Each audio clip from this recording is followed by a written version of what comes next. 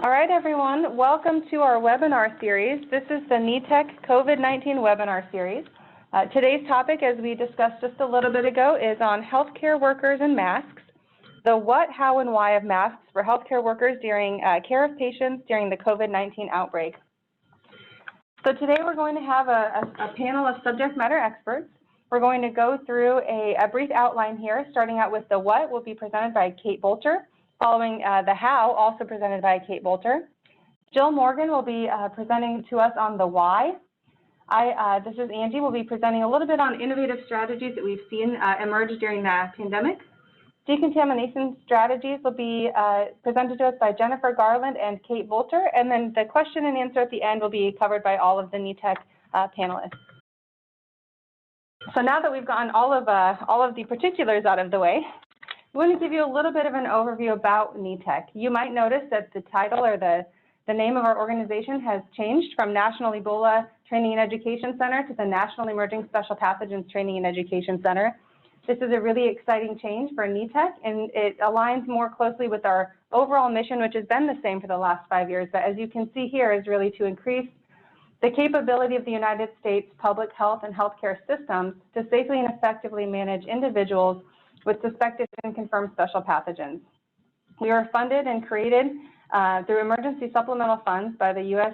Department of Health and Human Services in 2015, specifically the ASPR and CDC. This is a collaboration between Emory University, Nebraska Medicine, UNMC, and New York Health and Hospitals Bellevue.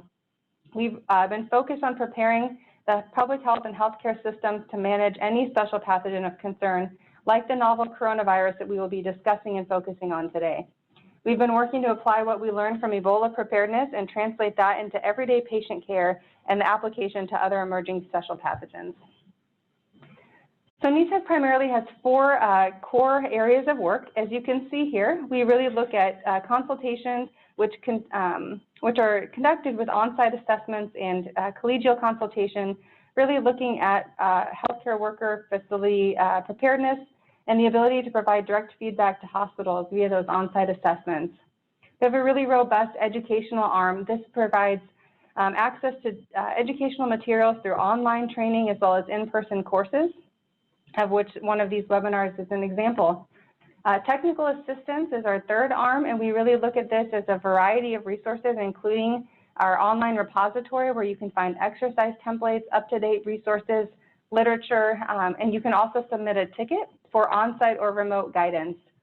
This is also where we have the ability to provide an emergency on-call mobilization in collaboration with our partners at CDC.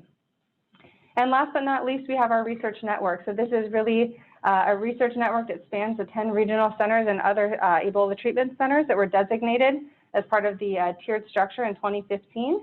And they've worked really diligently to develop policies, procedures, data capture tools, and really create an infrastructure for rapid response research for emerging special pathogens. And now I'm going to turn it over to Kate Bolter to talk a little bit about the what. Hi, everybody. It is a pleasure to be with you today, and I want to thank you all for listening in. So you can see on this slide that the CDC has provided preferred and acceptable guidelines for respiratory protection when caring for COVID-19 patients. As you can see on this slide, an N95 or higher is preferred, but a face mask is acceptable. As respiratory protection, respirators and face masks have different properties, and there are some patient care activities that make one more preferred over the other, such as performing aerosolizing procedures where it's better to wear a respirator if you have one available. But for each, there's a what, a how, a why, and that is what we're going to discuss during this webinar. An N95 or filtering face piece respirator belongs to a class of masks designed to filter out particles from inhaled air. Regardless of the manufacturer, respirators in the United States are designated by a letter and a number based on their resistance to oil and their efficiency for filtering out particles. The letter N before a number is what most of us are familiar with, and it indicates that the mask is not resistant to oil. The letter R is somewhat resistant, and P is strongly resistant.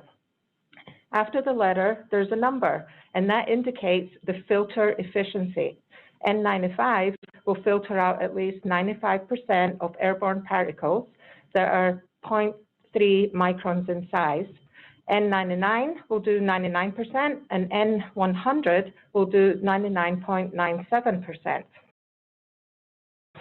Surgical N95s are designed to protect the wearer from fluid hazards such as splashes, sprays, and splatters. You can tell a surgical mask as it has surgical mask stamped on the front. N95 respirators with exhalation valves cannot be used in sterile settings, but may make breathing easier for healthcare workers outside of those uses. However, if your facility has instituted a universal masking policy to contain asymptomatic carriers, the valved N95 is not advised as there's no barrier to exhaled air. Sometimes it helps to understand how a product works to increase confidence for the user.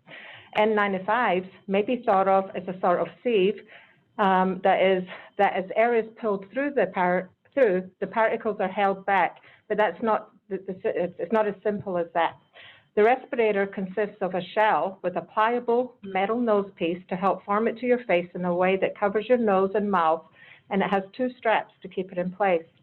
The shell is covered by a polyester lining that protects the flat, non-woven fibrous material that's often composed of polypropylene. The fiber diameter, permeability, and filter thickness determines how well that N95 will perform. And then there's four forces in which the filter collects and strongly holds the particles. You have inertial impaction. That occurs when particles are slowed by the inability to pass through the filters and they become trapped. Interception is when the fibers capturing the large particles and then prevent them from passing through. And then you've got diffusion, where smaller particles are bombarded by air particles and they get pushed into the fibrous web. And then fourthly, and I always feel this one is the one that most people like to hear, is the electrostatic attraction, in which the fibers attract and they contain oppositely charged particles. And all that together creates a very strong hold in which it's difficult for particles to be removed. However, the filter is only as good as the fit and the wearer having the ability to obtain a tight seal, as air can be pulled in where there are leaks. Personnel who will be wearing N95s should be fit tested annually to ensure they are wearing the appropriate style and size required for them to obtain a seal. During this pandemic, the Occupational Safety and Health Administration has temporarily relaxed the requirements for mandatory fit testing, but you're going to hear more about that later. Surgical and procedure masks are loose-fitting, disposable devices, and the terms surgical and procedure mask are often used interchangeably, but there is a difference. Surgical masks are designed for use during surgical or sterile procedures, and in addition to protecting the sterile field from exhaled particles, they also protect the healthcare worker from splashes, sprays, and splatters. Generally, surgical masks have ties to tie over a bouffant cap and are FDA regulated under CFR 878 as general and plastic surgery devices. Procedure masks are used as barriers to prevent contact with large respiratory droplets and can be worn by a person with a respiratory infection to prevent the spread of the disease. A procedure mask can be used when performing procedures outside the operating room to protect the patient from the healthcare worker's respiratory secretions. Unlike the filtering facepiece respirators, surgical or procedure masks do not form a seal around the face, and they typically have a filtration rate of 60 to 70%. So we'll go on and we'll talk about the how now. So that, how do you use these? So donning any mask should occur in a clean space. Long hair should be tied back and put in a tight bun if necessary to prevent hair from falling into your face, your eyes, or onto potentially contaminated PPE. Eyeglasses should be secured so that they do not slide forward, causing you to inadvertently have to readjust them. You should always begin by gathering all necessary PPE equipment so it can be donned in the correct order. Before starting, perform hand hygiene, and if you're using a respirator or face mask, we advise, if you're reusing a respirator or face mask, we advise using a gloved hand to touch the outside of the mask and make sure to not touch the inside. That means if you're donning a previously used N95, you will be putting it back on with a gloved hand to perform the seal check. You will need to not only touch the outside of the respirator, paying close attention to feeling air leaks on your face while being careful to not touch your eyes with gloves that touch the outside of the N95. And when you're finished putting on the N95, you must then perform hand hygiene. We also advise you to remove any jewelry that might be a hazard to you and your PPE. Items such as earrings can become tangled in mask straps, leading to injury if pulled out or difficulty removing the mask. We also suggest not wearing earrings because if they are inadvertently pulled off, you might lose them without realizing. So what about facial hair? If you have a mustache or a beard, it must fit completely outside or inside the mask, but not where the respirator seals to your face. We hear people say they get a good seal over their beard, but the beard is then acting as a filter and your facial hair will be trapping particles and droplets. If you're unable to shave your facial hair, then you need to consider alternatives, such as using a loose-fitting respirator, which is powered, or a PAPR. Before donning, healthcare workers should be taught the proper technique on how to put on and take off an N95 following the manufacturer's recommendations. I say this because there are different styles and manufacturers do issue guidance on how best to use them. As always, before donning any item of PPE, you should perform hand hygiene and check to ensure the respirator is free from defects, including soilage, rips, creases, and overstretchy bands. The respirator will cover your nose and chin with the top strap positioned at the crown of your head and the bottom strap at the nape of your neck below your ears. Once the respirator is in place, mold, not pinch, the nose piece to the bridge of your nose by gently pressing it down on each side. Once the respirator is in place, perform the seal check by sharply inhaling.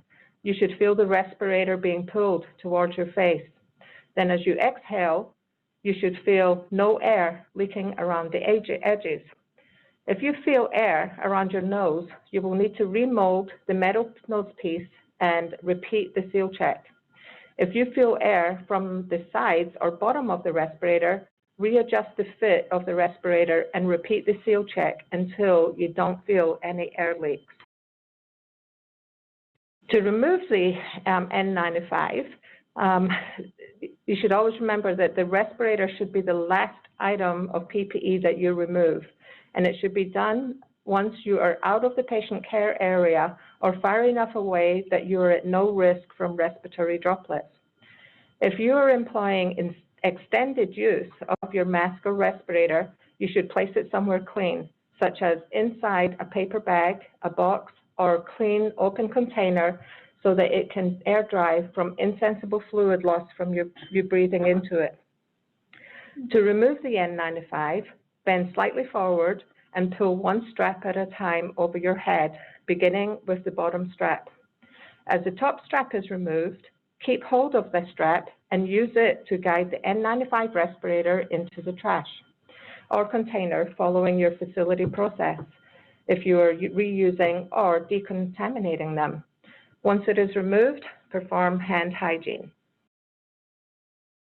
As with the respirator, prior to donning a surgical mask, you should perform hand hygiene followed by checking to ensure there are no defects, soilage on the mask.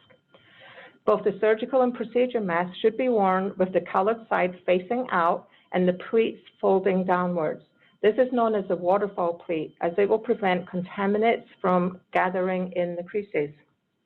The surgical mask should be tied by the top ties first in a bow at the crown of the head, followed by tying the bottom ties at the nape of the neck under your ears.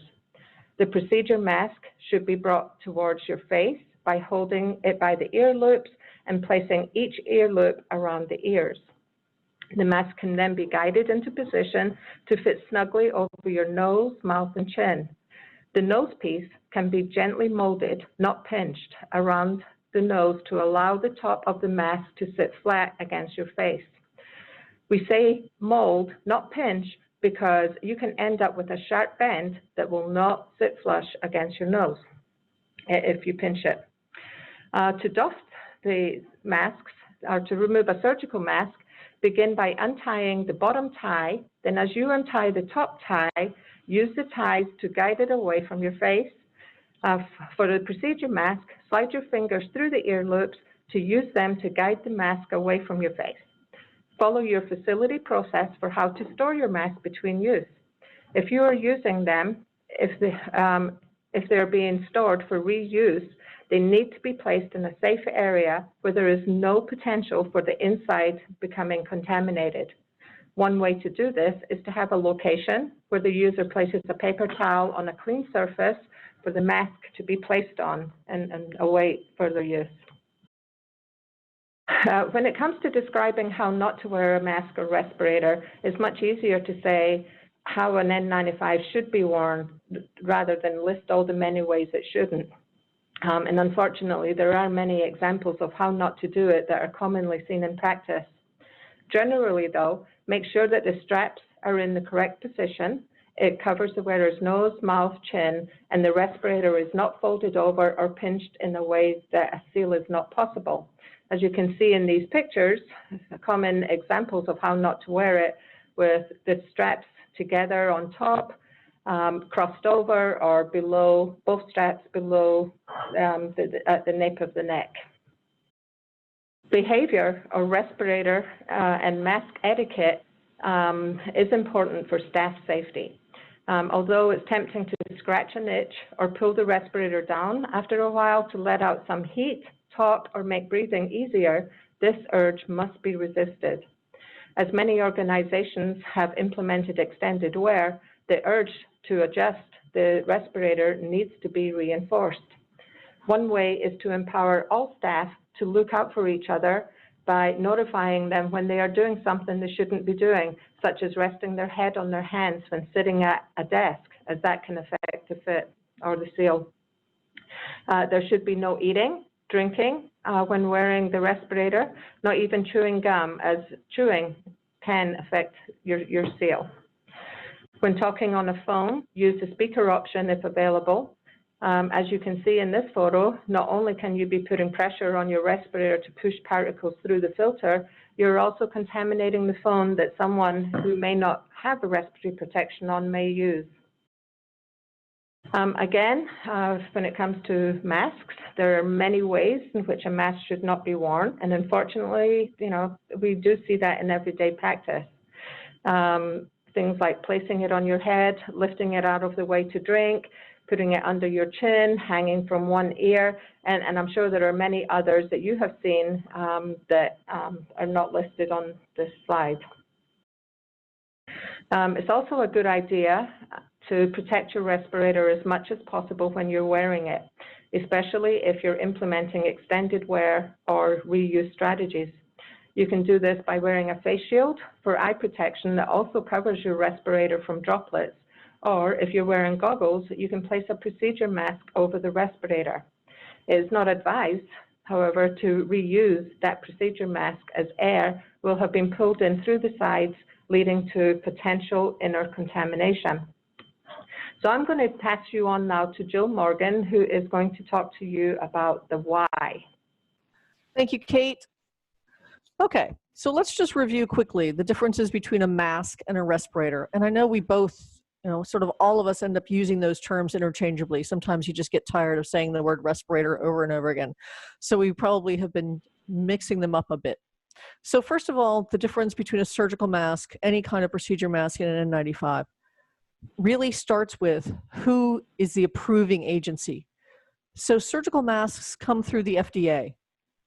N95s, believe it or not, some of us are old enough to remember these things, actually started out in the coal industry. So N95s came not through the FDA, not as a medical device, but we stole them from other industries and have continued then to use them. And as Kate said, if you're using a surgical N95, then they end up getting approved by both agencies. The intended use for a surgical mask is for fluid resistance and providing the wearer protection against large droplets and sprays. We'll talk about that more in a minute. Surgical masks and procedure masks are loose fitting. We expect air to move around them. That's a very important point. N95 respirators, N99 respirators, P95, R95 respirators, those are all tight-fitting respirators. And that also applies to elastomerics. If you happen to be one of the hospitals or healthcare facilities that uses elastomeric masks, the ones that look like sort of an old-fashioned gas mask that are reusable, those are also tight-fitting respirators. Fit testing obviously isn't required for surgical masks, but it is required for N95s. We're going to talk about the OSHA relaxation of those requirements in just a minute. So no seal check is required on a surgical mask, but absolutely every time an N95 respirator is put on, it needs to be checked for leaks. As far as filtration, because we know that the surgical mask is going to leak around the sides, while we'll talk in a minute about how the fibers themselves are tested, it's not possible to consider this true respiratory protection when we know that air is going to come in around the edges. Very different from an N95, which we figure by its testing, if it is fitting correctly against your skin, will still filter out 95% of the airborne particles. And that brings us to leakage. Again, we know that leakage is going to occur around a surgical mask, but properly fitted and donned, not around the N95. And we know that besides under the crisis strategies that we're currently finding ourselves, both of these would be discarded after single use. And we understand completely that many of you do not have that option right now and may be making the best of a bad situation. So surgical and isolation masks, procedure masks can seem like pretty simple objects, right? We hear about people wanting to make them out of all sorts of stuff. And we're going to talk more about cloth masks in just a minute. But I think it's important to understand that masks themselves are actually fairly complex. The filtering material is tested for 5 different qualities. We have bacterial filtration efficiency, which takes bacterial size particles and tests them against the mask. We have particle filtration efficiency, which goes for particles that are about the size of a virus. We have what's called delta P, which is the airflow resistance across the filter. And that's really how we think about work of breathing, right? One of the things we hear about are people adding things, as Kate just mentioned, adding a surgical mask on top of an N95, but each one of those layers is going to add to that delta P. It's going to add to your work of breathing when you're inside that mask. And then surgical masks, as Kate alluded to earlier, are also rated for fluid resistance, the ability for them to repel synthetic blood at various pressures. So you can imagine during, for instance, level 1 masks are typically the ones we find on the medical floors. They're procedure masks. Levels 2 and 3 are likely to be found in operating rooms where you might find them being used during orthopedic or trauma surgery or other surgeries where you might encounter body fluids under tremendous pressure. Think about like an arterial bleed or jetted arterial blood. But for this COVID outbreak, we're really concerned about the ability of a mask to repel the small volumes of liquid that are coughed out of somebody. But we know that coughs can really be under a high velocity. We're going to show that in just a minute. Masks with higher levels of fluid resistance are allowed to have higher delta Ps because we know that the more fluid resistance you have, the harder it's going to be to pull air through that mask. The last piece that masks are rated against is called flame spread. You can imagine in an operating room, a high oxygen environment with the use of things like cautery, one of the things that masks are evaluated with is the ability to resist flame at varying distance from the masks. So we're going to talk more about cloth masks in a minute, like I said, but you can imagine that none of the cloth masks are put to tests like this typically. So tight-fitting respirators, again, N95, N99, N100, or their equivalents in Ps and Rs, or elastomerics are all tight-fitting, and you have to make a tight seal between the respirator and your face. Again, as Kate said, facial hair only ends up acting as part of the filter if you feel that you get a good seal with facial hair in place. They have to be fit tested because one size doesn't fit all. There are many different sizes, and different manufacturers and different mask styles are going to affect how they fit on your face. And then a user seal check. That's the one you do immediately before you put the mask on. So a user seal check is to be used on a mask that you know was fit tested for you. Therefore, it should not have any leaks, and you should be able to achieve that seal again. So what about these relaxations of the OSHA rules? There are some temporary changes to the OSHA guidelines. You still have to perform an initial fit test. The part that has been relaxed is that there is a temporary suspending of the annual fit testing. So if you have new employees, if you have employees who are fit testing for the first time, you still must perform a fit test. And workers must understand the importance of a seal check. So while you don't have to continue to fit test your annual employees, you do have to still do anyone new to an N95. So coughs can move really fast. We're worried about being in the room with a patient who's coughing, and you've probably heard a lot about aerosol generating procedures lately. But really that means what are things that are likely to make people cough a lot when people are very close to them? So without any cover for your mouth or nose, droplets and particles can move faster than you would be able to react. And that's why we think having source control in place is such an important first step. These images are taken within milliseconds of a cough and indicate that in the highest velocity areas, those particles are moving at 8 meters per second. And here you can see the difference between someone coughing and somebody whose cough is protected by a surgical mask. You can see how the red zone around them is just propelling, even with a cough directed downward, is propelling everything towards the observer. Whereas with a mask, even though we know this mask is designed to leak, it's leaking out the top and the sides away from the person directly in front of them. So if possible, ask patients to wear masks. Even when you're going to be in the room with them, close enough to touch them, they probably need a mask on. But we know that not everybody can wear a mask, right? Especially in the middle of this COVID-19 outbreak. We would like to think that all patients with respiratory pathogens would wear a mask, but we understand that these are the exact people who might already be dyspneic, might already be short of breath or hot, who don't feel like they can wear a mask. So there are some other strategies you can try. For instance, you can place a nasal cannula on a patient under the mask, and you can even attach that to air if they just need the flow rather than the oxygen. You can try using something like an oxygen face shield that we usually see used in PACUs. You can supply the patient with a towel or a washcloth or tissues or a chucks to cover their mouth whenever they're going to cough. But don't forget to watch what they've touched. Even if a patient is trying to be good by covering their mouth with their hand, you don't want to then touch what they have touched.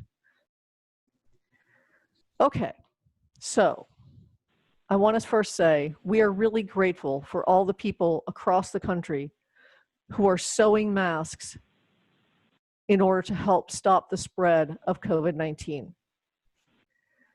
But I think it's very important to understand that the guidelines for cloth masks are intended as a last resort only.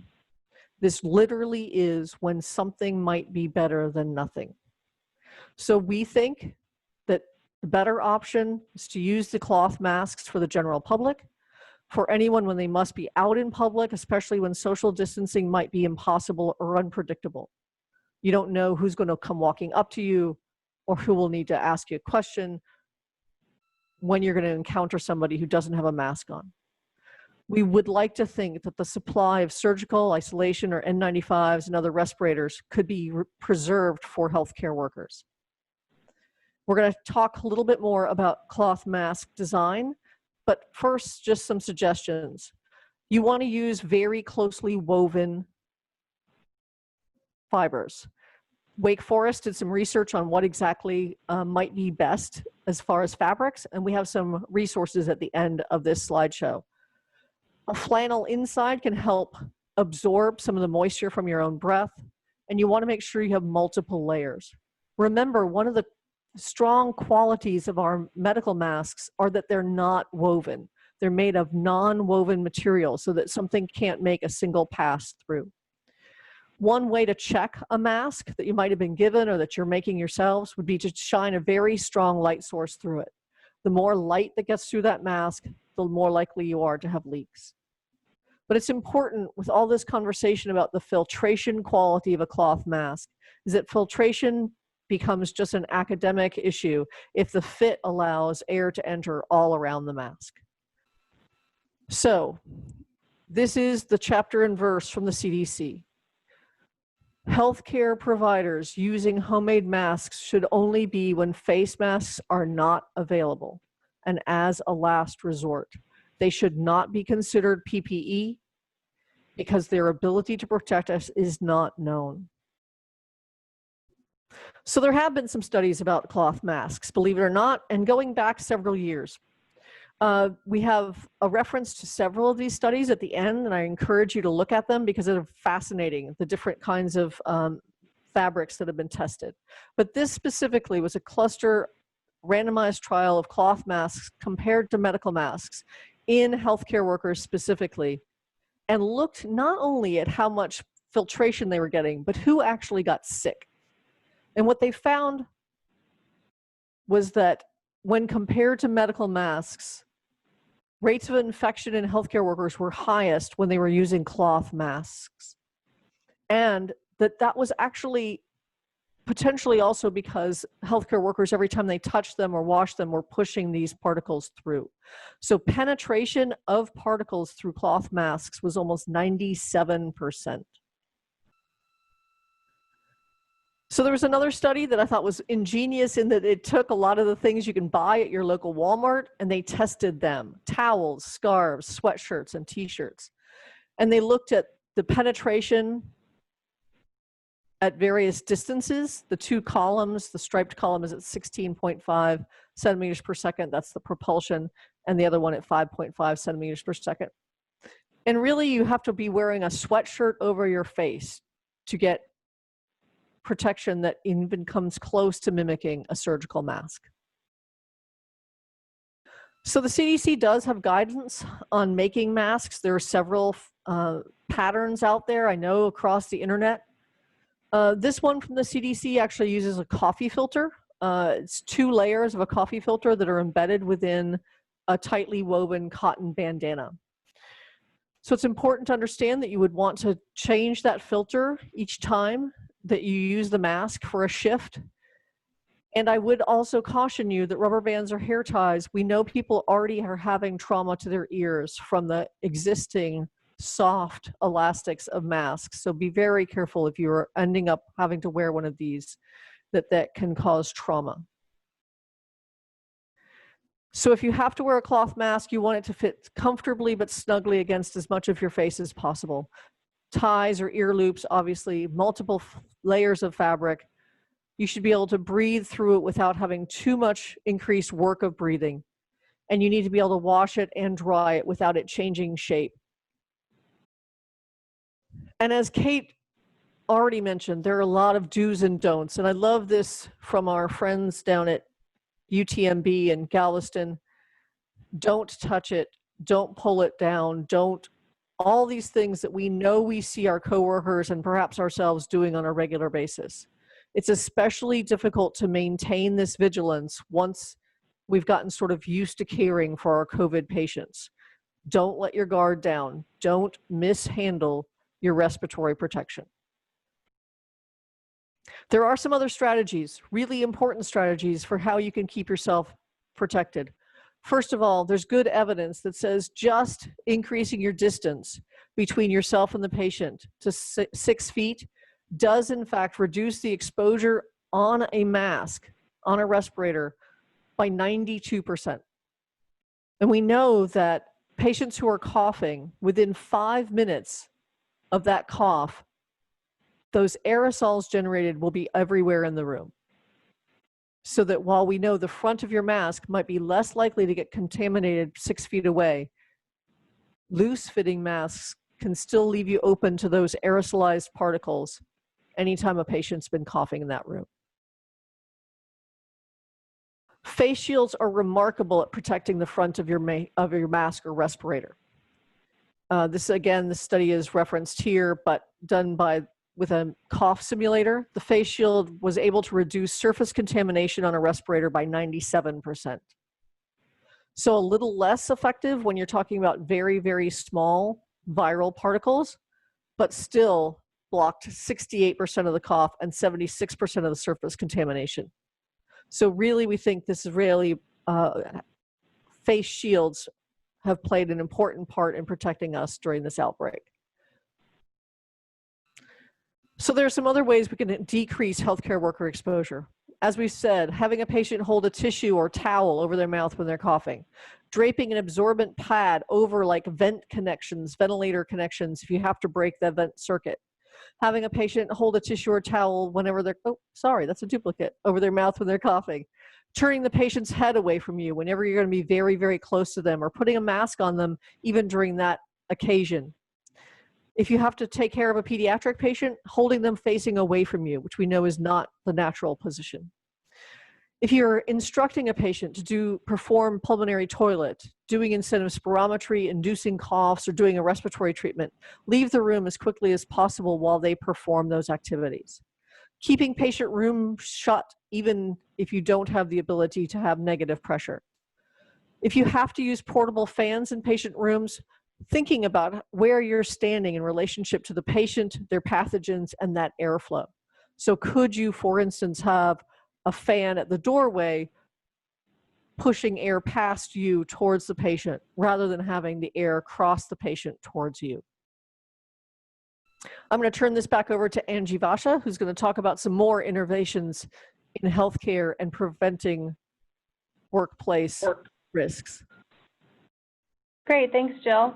So I am going to spend a little bit of time on innovations. I think that we've seen in the face of the rapidly evolving priorities, diminishing supplies, and increasing patient volumes, a lot of creative strategies have emerged across the private and public sectors. One thing that I want to really emphasize is that it's critical that institutions have a centralized, standardized strategy to evaluate all new ideas. Some ways to do this are to leverage your subject matter experts to support the hospital incident command structure, or maybe using your internal value analysis team, because we want to make sure that any new product that is introduced to the healthcare system is both safe and effective for the patient and the healthcare worker. We also want to make sure there's adequate education developed and provided for end users who are going to use these new products. So following along with our theme of masks, this is new uses for old material. So there's a lot of information out there on the internet and from different institutions where they've been able to leverage their excess supply of surgical drapes to create masks. There is one institution who found that with some research and different patterns, they are now able to claim that they pass a fit test and offer a 99.9% filtration. Surgical draping is tested for bacteria and fluid penetration, but not typically for viruses, which are notably smaller than bacteria. The mask that's pictured here is made of 2 layers of halyard H600 medical fabric. As you can see, it has a roundish shape, darts to snug the mask under the chin. As we've previously discussed, cloth or fabric masks may be appropriate and helpful for specific situations, but have not necessarily been advocated for healthcare worker use. I also want to note that the thicker and more resistant the material, the higher the potential for restriction of breathing, which may limit the number of people who can wear these for a substantial amount of time. And at this time, the surgical drape manufacturers are not endorsing the use of this material for this purpose, but this is a widely used strategy that many institutions are implementing. Additionally, we've seen a lot of innovations come from frontline staff, right? So as Jill mentioned, we're seeing skin breakdown on the tops of the ears. As bedside nurses, we see this with a lot of our patients who wear nasal cannula for prolonged periods of time. So on the right, people have been using that same foam rolled material to put on the straps of their masks. You can also see here some creative headbands with buttons and some straps to go on the back of the head. I will say that these are strategies being used with varying success, but it's critical that they're not used with the N95 respirator, as it may affect the fit or seal. These really are strategies being used for the procedure or surgical masks.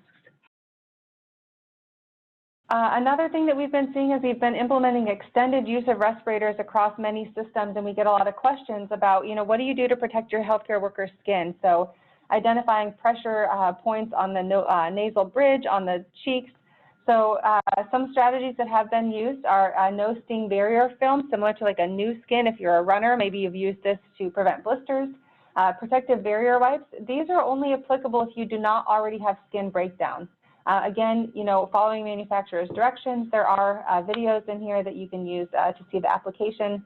And then maybe if you already have skin breakdown, working with your wound management and infection control department, but items like Methylex Light or Duoderm Thin, I'm not endorsing those brands, but those are products that are, very thin wound management items.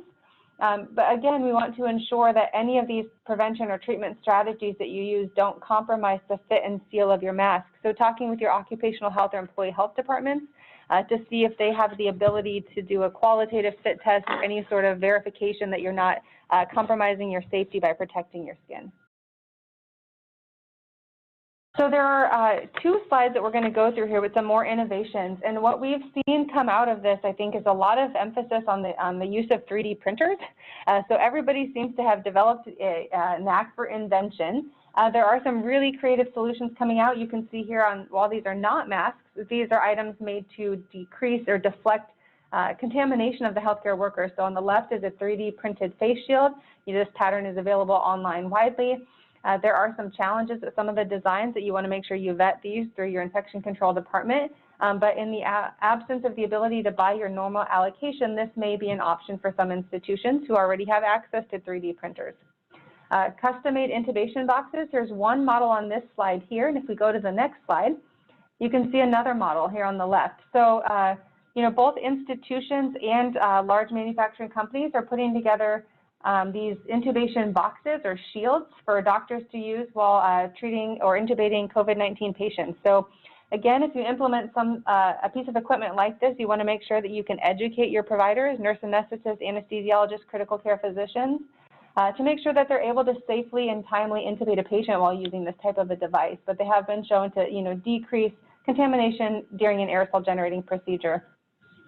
And last but not least, there are a lot of small companies that are ramping up production to provide innovative solutions for air filtration. This is an example of a company that put together an air filtration system that, while it has not been, federally approved for use in COVID-19, it has previously been shown to be effective towards H1N1, which is a smaller viral particle, and this can be used to kind of be served as like an air scrubber. So I think that we've seen a lot of people band together to say, if we can't get our normal product, what else might we be able to put together to improve the safety and care delivery for the patients that need us. Last but not least is one more innovative strategy really put together for use in the perioperative and critical care areas. This is an oxygen face tent that's been positioned upside down. And as you can see here, it has a suction device attached to it with a viral filter. And so this is something that was developed by an anesthesiologist and a critical care physician, essentially, post-surgical procedures to try to decrease the dispersion of aerosol particles when the patient maybe can't control their own secretions. And so, in testing, it did demonstrate that with the vacuum turned on, it caught more than 90% of airborne particles expelled from them from around the patient, and even when the vacuum wasn't turned on, the mask is about 85% effective as a barrier, so consistent with the other products that Jill showed us a minute ago. And then finally, last but not least, is not a device, but really the implementation of the PPE extender for staff support. So as we continue to change protocols, change workflows, identify new care areas for this surge of patients, you know, staff at the front lines want reassurance that they're following protocols that are constantly changing. There are, you know, a lot of new processes that we're implementing, and as we are looking at, you know, canceling elective procedures and decreasing amounts of staff, you might have an opportunity to utilize those experts in a new way. So one thing to consider is really just putting PPE champions or PPE extenders out on the floors, primarily to observe IPC practices, reinforce concepts of clean and dirty spaces. They could also be used if you're utilizing tapper systems to help with the storage, cleaning, disinfection, donning and doffing of those pieces of equipment. So just another innovative way to support our frontline staff who are providing care for these patients. I'm going to turn it over to Dr. Jennifer Garland and Kate Bolter to give us an overview of decontamination and reuse strategies related to masks and respirators. Thank you, Angie, for that excellent summary of the innovations for PPE. So I'm Jennifer Garland. I'm the Special Pathogens Program Coordinator at Cedars-Sinai Medical Center in Los Angeles, and I'm going to present some information on decontamination of N95s using hydrogen peroxide, both ionized and vaporized. So we can go, okay, so the background for hydrogen peroxide for N95 reprocessing. So it's been in use since it was first developed in the 1980s and patented in the early 1990s for sterilization of surgical equipment. Hydrogen peroxide is a slightly acidic oxidizing agent. The chemical formula name for it is H2O2. And the mechanism by which it is biocidal is it produces free radicals that break down the proteins and lipid membranes of viruses and bacteria through dislodging the membrane molecules. And it also, it's really well used in different types of disinfection, such as food processing too, because the breakdown products are water and oxygen, and they're non-toxic. So ionized hydrogen peroxide and vaporized hydrogen peroxide are both listed in the EPA as approved and effective against SARS-CoV-2. And vaporized hydrogen peroxide is one of the reprocessing methods currently recommended and described by the Centers for Disease Control. So we have here a table that is comparing ionized hydrogen peroxide and vaporized hydrogen peroxide. So if we remember back to our physics class, we talk about phases of matter. So we have solids, liquids, gases, and then we also have plasma. Vapors tend to be more potent oxidizers and are more effective in their biocidal action than liquids. So the smaller the particles are, the less contact time they have to take when we're doing the decontamination process. So there's a particle size difference for ionized and vaporized hydrogen peroxide. So 1 to 2 microns ionized hydrogen peroxide, and then 8 to 12 microns for vaporized hydrogen peroxide. One of the advantages for using ionized hydrogen peroxide is there isn't a humidity adjustment or monitoring required. So we do need to dehumidify a room if it is higher than 70% when we're using a vaporized hydrogen peroxide system. And there's 2 types of systems that we can use for both ionized and vaporized hydrogen peroxide. So you can have like a big fogging machine where you sort of essentially press the button and leave the room, or you can also have a handheld system where a technician is donned up in PPE and they are manually spraying down the items.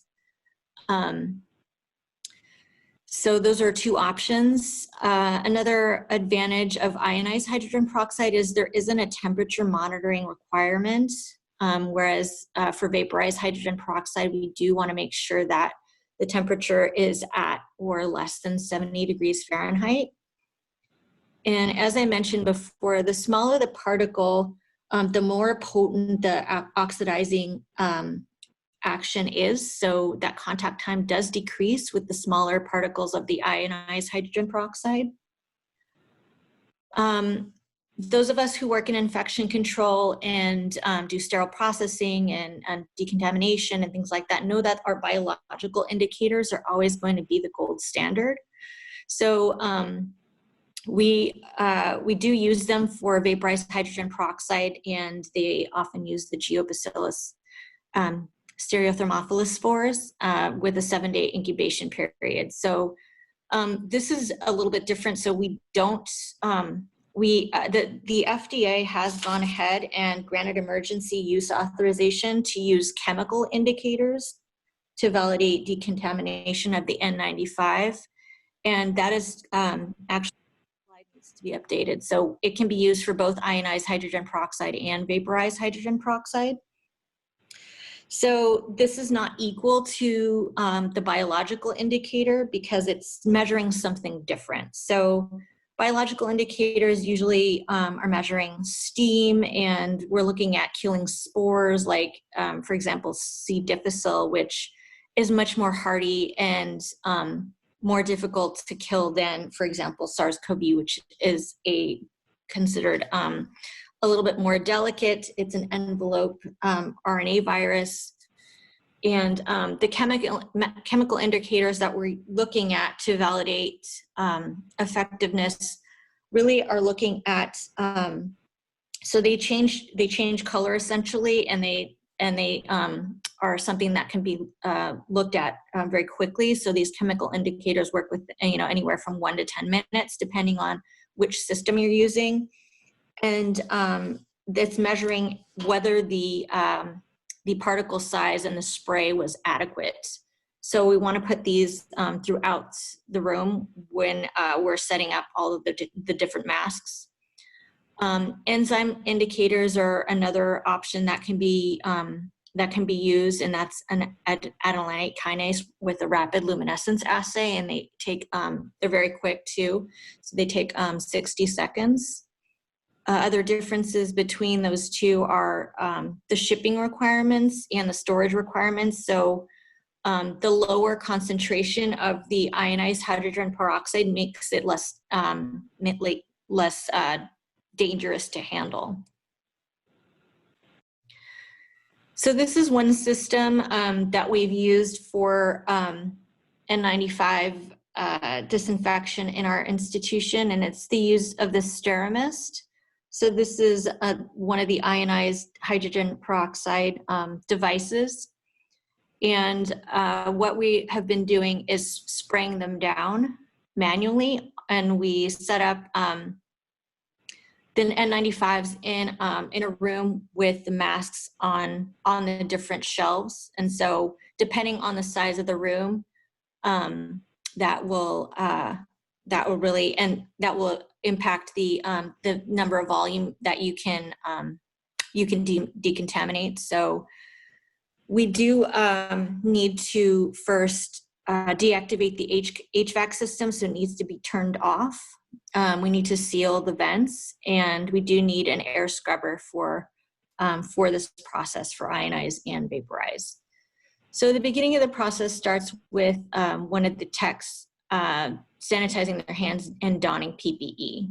So what we've done is we have our healthcare workers store their N95s in a paper bag. Storing the N95s in a paper bag versus a plastic bag is preferred because that paper bag allows for moisture to dissipate much easier than a plastic bag.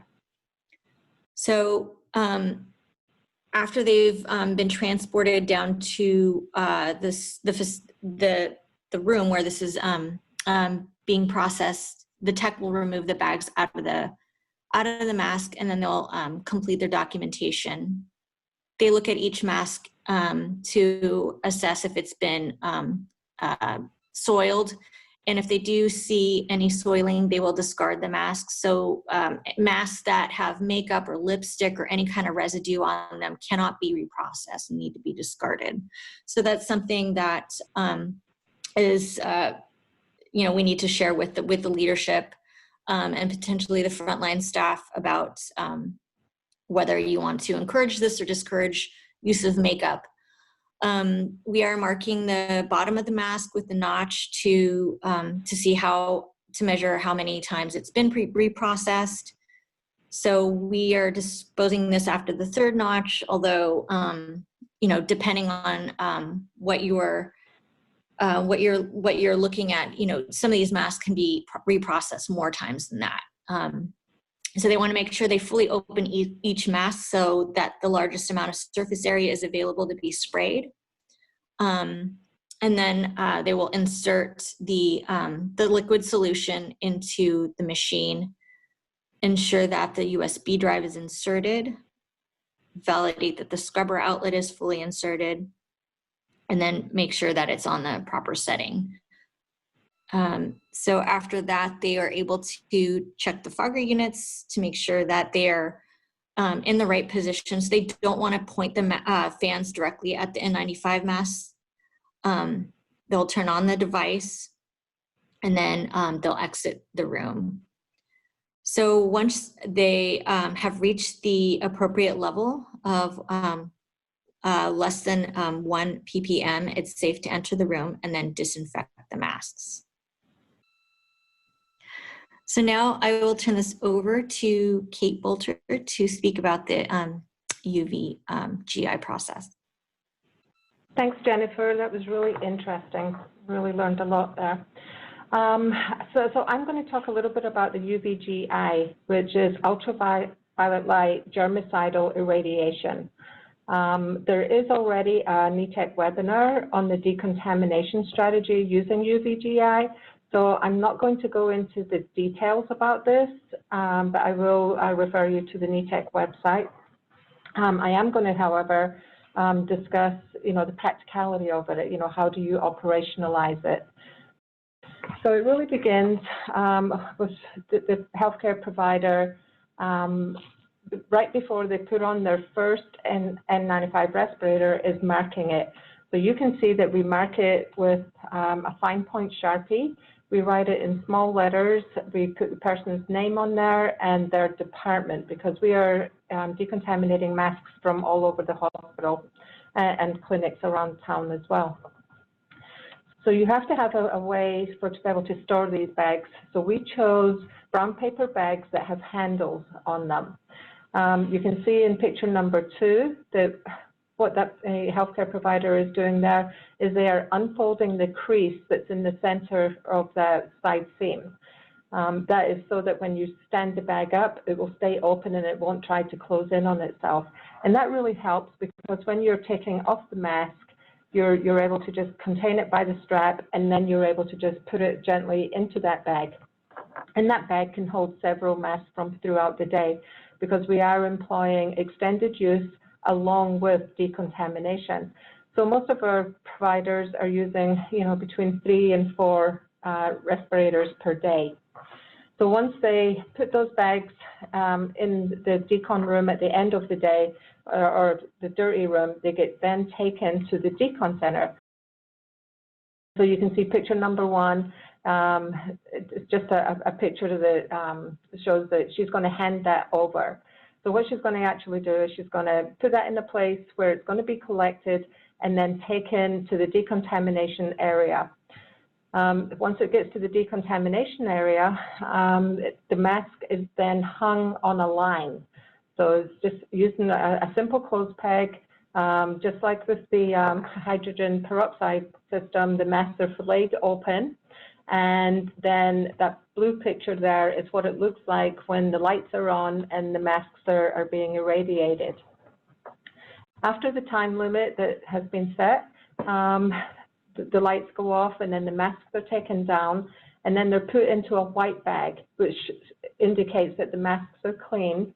And inside that white bag is a clean brown bag for the next use. And that's how we operationalize our UVGI process.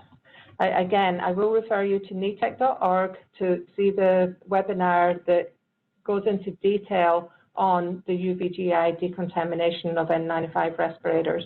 And now I'm going to pass it back to Angie, who's going to talk about some NETEC resources. Great, thank you, Kate. So for those of you who may not have already found our website, we do have a website that has all of our information, access to the webinars, other online modules, technical assistance, exercise templates, etc. You can find that at www.netec.org. Included in this slide is the email that you can send questions to at info@netec.org. These will be answered by our NETEC subject matter experts. So if you have questions following this webinar or you have questions related to something that's not in this webinar, please use that email address to gain direct access to us. And as you look at our website, we just want to reiterate that NETEC is here to help. You know, right now we're really focused on COVID-19, but if you have other infectious disease or special pathogen questions that are concurrently arising, we are available to answer those as well. So whether it's you know, a technical question, colleague support, or any type of you know, query that you have, please feel free to reach out. That is why we are here. Again, these slides will be available for you following the webinar, as well as the questions that I apologize we did not have time to get to, but we have all of them in the transcript, so we will be providing written answers to those questions in as soon as time frame as we possibly can, and those will be available for download. In addition, our references to a lot of the information that you found on this slides and in our presentation will be available for you. And again, please remember that if you need continuing education credits, that you can apply for those by going to our post-evaluation. You have to complete the entire evaluation and then indicate whether you want CNE or CME certificates, and these are available for up to 60 days post-activity. Thank you all very much and have a great afternoon.